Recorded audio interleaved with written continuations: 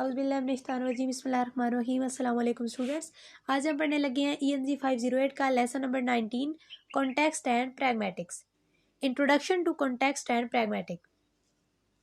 Pragmatics and discourse analysis are approaches to studying languages relation to the contextual background features. They have much in common, they both study context, text and function.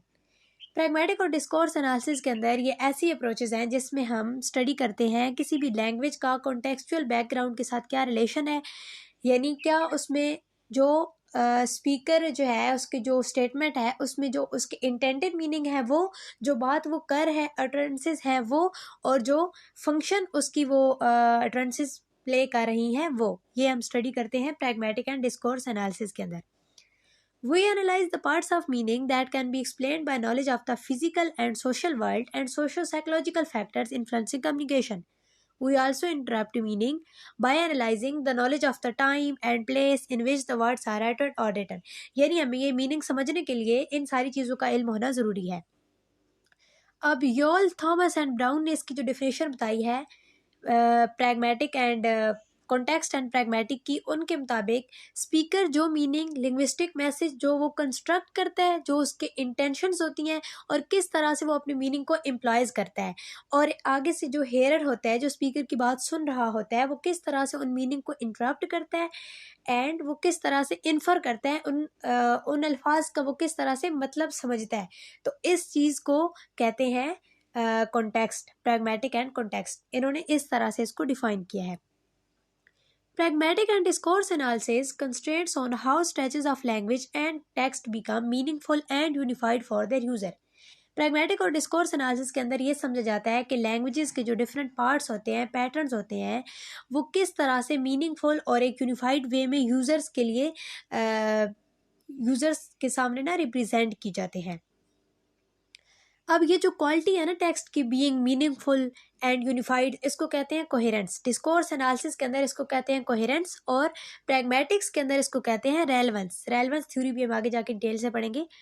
इसके बरक्स जो question होती है ये refer करती है words का जो आपस में रिलेशनशिप होता है, किस तरह से टेक्स्ट आपस में रिलेटेड है और किस तरह से वो अपने जो यानी एक लफ्ज़ से पहले जो लफ्ज़ यूज़ हो रहे हैं और उस लफ्ज़ के जो बाद में लफ्ज़ यूज़ हो रहे हैं वो उनको किस तरह से रेफर कर रहे हैं, उनसे किस तरह से रिलेटेड है, तो इसको कहते हैं कोहेशन।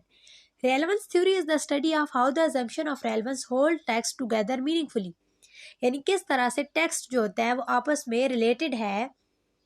ऊपर जो बात हो रही है ना, एक अगर हमारे सामने पैराग्राफ है और ऊपर वाला जुमला किसी बिल्कुल डिफरेंट चीज़ के बारे में है, उसमें कोई डिफरेंट बात हो रही है और अगले सेंटेंस में अगर कोई डिफरेंट बात हो रही है तो उनके आपस में कोई सेंस तो नहीं बनेगी ना। किस तरह से हमें समझ आएगी कि इस टॉपिक में क्या कहने की कोशिश की जा रही है, क्या समझाया जा रहा है। तो उन जो टेक्स्ट होते हैं, जो डिफरेंट लैंग्वेजेस पैटर्न होते हैं, उनका आपस में जो किस तरह से वो एक दूसरे से रिलेटेड होते हैं, ये हम स्टडी करते हैं रेलेवेंस थ्योरी के अंदर। आगे एक और टर्म इन्होंने इंट्रोड्यूस करवाई है यहाँ पे, function. Function is the speaker's short term purpose in speaking and long term goal in interacting, यानी स्पीकर का जो स्पीकिंग के टाइम शॉर्ट टर्म गोल होता है और अगर वो इंटरेक्शन कर रहा है किसी से वर्बली तो उसका लॉन्ग टर्म जो होगा पर्पस होगा, इसको हम कहते हैं function. In the example of Queen, the purpose was to stop the countries trying to make her laugh. Units and cover function are called speech act, which describe that utterances and intending to do such as promises, apologize and threaten. तो यहाँ पे उन्होंने example दी हुई, जैसे कि queen है, अब उसने अपनी कंट्री को चलाना है तो वो कुछ कंट्रीज़ के साथ जो है वो कुछ प्रोमिस करेगी, किसी से अपोलोजाइज करेगी, किसी को थ्रेटन करेगी, तो ये सारे उसके फंक्शंस होंगे। आगे हमारे पास है जी situational context. The situational context is the immediate physical correspondence, the situation where the interaction is taking place at the moment of speaking. यानी बोलते वक्त जो इंटरेक्शन हो रही होती है, जो जेस्चर्स होते हैं, आगे उन्होंने एग्जांपल भी दी हुई है कि फ़ोन पे बात करते वक्त बाज़ औक़ात हम अपने हाथों से जो इशारे कर रहे होते हैं, अगर हम किसी को कोई डायरेक्शन बता रहे होते हैं, गो राइट, तो राइट तरफ अगर हम इशारा कर रहे हैं तो ये होता है सिचुएशनल कॉन्टेक्स्ट। सिचुएशनल कॉन्टेक्स्ट के अंदर सेटिंग बहुत ज़्यादा ज़रूरी होती है, जैसे कि यहाँ पे सिचुएशनल कॉन्टेक्स्ट की उन्होंने एग्जांपल भी दी हुई है, जैसे टॉक शोज़ होते हैं, ड्रामा, मूवी वगैरह। अच्छा, इन्होंने यहाँ पे एक और सिनेरियो भी क्रिएट किया है, आप इसको भी एक दफ़ा बेशक स्टडी कर लीजिएगा कि एक टीचर जो है क्लास में आके वो बच्चों को एक बैंक रॉबरी के बारे में एक वाकया सुनाते हैं और फिर वो स्टूडेंट से कहते हैं कि आप उसके बारे में लिखें, एक न्यू सिचुएशन, एक न्यू कहानी के तौर पे आपको जो समझ आया वो लिखें। तो टीचर उनसे क्वेश्चन भी कर सकते हैं ना, यानी कि किसने ये किया और रॉबर्स कौन थे और इस तरह से। तो अब वो सिचुएशन जो है वो टीचर पहले बता चुके हैं और यहाँ पे जो सेटिंग है वो क्लासरूम है और टीचर और जो स्टूडेंट्स हैं वो यहाँ पे बैठ के एक इंसिडेंट के बारे में लिख रहे हैं। तो ये सिचुएशनल एनालिसिस होगा। आगे हमारे पास है background knowledge context. Background knowledge context is considered second type of context and refer to the mutual knowledge of group, community or person at the time of speaking। यानी जब हम बात कर रहे होते हैं, जब हम स्पीच कर रहे होते हैं, तो जिन लोगों से हम बात कर रहे हैं, जिस कम्युनिटी को मुखातिब कर रहे हैं, उनका जो उस चीज़ के बारे में म्यूचुअल नॉलेज होता है, जनरल अंडरस्टैंडिंग होती है उस चीज़ के बारे में, उसको कहते हैं बैकग्राउंड नॉलेज। अब इसकी भी आगे से 2 टाइप्स होती हैं, कल्चरल नॉलेज होता है एंड इंटरपर्सनल नॉलेज होता है। तो कल्चरल नॉलेज, कल्चर के बारे में नॉलेज होता है। जैसे अगर एक मुस्लिम कम्युनिटी से मुखातिब होकर बंदा उनसे कोई एग्जांपल के तौर पे या कोई स्टेटमेंट ये बोली जाती है कि मस्जिद जाने का जिक्र होता है, लेट्स गो टू मस्जिद, तो यहाँ पे मस्जिद जाना नमाज पढ़ने को रेफर कर रहा है, मस्जिद नमाज पढ़ने के लिए जाते हैं। तो अगर वो मुस्लिम कम्युनिटी है तो वो उसकी सेंस बना लेंगे, उनको ये समझ आ जाएगा। लेकिन अगर वहाँ पे कुछ गैर मुस्लिम कम्युनिटीज़ के लोग भी हैं तो उनको ये समझाना होगा कि वो क्वेश्चन करेंगे कि क्या पर्पस है मस्जिद जाने का। तो इस तरह से ये कल्चरल नॉलेज होता है। इस तरह जो इंटरपर्सनल नॉलेज होता है वो एक डिफरेंट चीज़ है, उसमें हर कोई जो है ना वो अपना मीनिंग किसी सेंटेंस से इन्फर कर सकता है। जैसे डू यू हैव वॉच, तो इस स्टेटमेंट से ये इन्फर मीनिंग किया जा सकता है do you have and watch can be interpreted as what's the time by your watch, कि आपकी घड़ी पे क्या टाइम है। तो इसका एक मतलब ये भी हो सकता है बट इसके डिफरेंट मीनिंग्स भी हो सकते हैं। तो ये होता है इंटरपर्सनल नॉलेज। आगे हमारे पास है कोटेक्सचुअल कॉन्टेक्स्ट। कोटेक्स्ट का मतलब होता है कि किसी भी सेंटेंस के अंदर ही वो मीनिंग मौजूद हो जो हम कहना चाह रहे हैं, वो वर्ड्स मौजूद हों जो उस चीज़ को रेफर कर रहे हों। The context of the text itself is known as co-text. For example, she is talking to her boss. तो यहाँ पे हर किस चीज़ को रेफर कर रहा है, she को, यानी हर से जिस को मुखातिब किया जा रहा है उसका जिक्र पहले ही सेंटेंस के अंदर हो चुका है।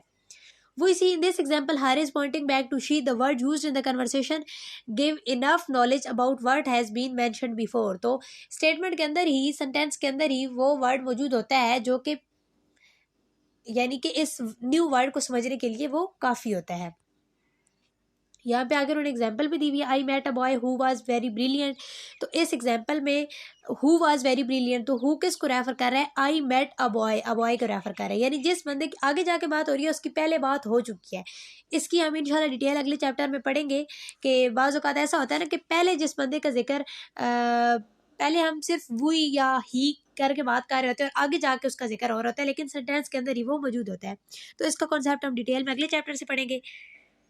कोटेक्सचुअल context can be in a sentence और विद इन अ सेंटेंस, या वो कोटेक्सचुअल कॉन्टेक्स्ट जो होता है वो या सेंटेंस के अंदर होता है और या सेंटेंस में होता है, यानी सेंटेंस से ही हमें समझ आ जाती है कि किसके बारे में बात हो रही है, किसको रेफर किया जा रहा है।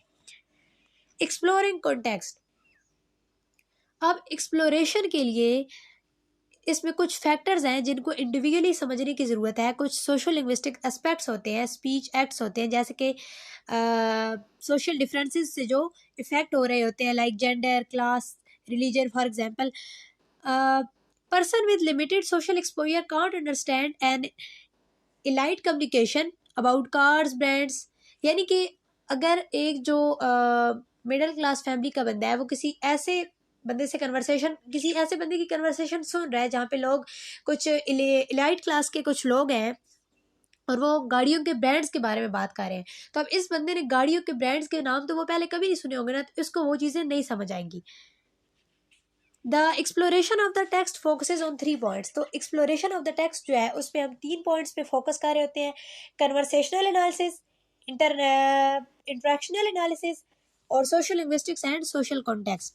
कन्वर्सेशनल एनालिसिस के अंदर लोगों की स्पीकिंग के बारे में और सिर्फ ओरली जो वो इंटरेक्ट कर रहे होते हैं ना उस चीज़ को डिस्कस की जा रहा होता है, रिटर्न टेक्स्ट की यहाँ पे बात नहीं हो रही है। जैसे यहाँ पे उन्होंने एग्जांपल भी दी हुई है कि अगर एक डायलॉग है जर्नलिस्ट और पॉलिटिकल पर्सन के दरमियान और बाद में उसको ट्रांसक्राइब करके पेपर पे जब ट्रांसक्राइब किया गया है तो वो किस चीज़ की बेस पे की गया, इंटरेक्शनल सोशल लिंग्विस्टिक्स फैक्टर उसमें इन्वॉल्व है, और वो सोशल कॉन्टेक्स्ट कोऑपरेटिव प्रिंसिपल उसमें इन्वॉल्व है। Relevance theory and cultural variable are consider very important to explore any kind of script. किसी भी स्क्रिप्ट को एक्सप्लोर करने के लिए relevance theory and cultural variables जो है वो बहुत इंपॉर्टेंट कंसीडर की जाते हैं। तो ये वाला हाईलाइट कर लें, एमसीक्यूज में आ सकता है। बहुत ईजी लेक्चर था, आई होप सो आपको समझ आया होगा। अगर आप चैनल पे न्यू है और अभी तक आपने चैनल को सब्सक्राइब नहीं किया तो काइंडली चैनल को सब्सक्राइब कर दीजिए। मिलते हैं नेक्स्ट वीडियो में, दुआ में याद रखिएगा। अल्लाह हाफिज़।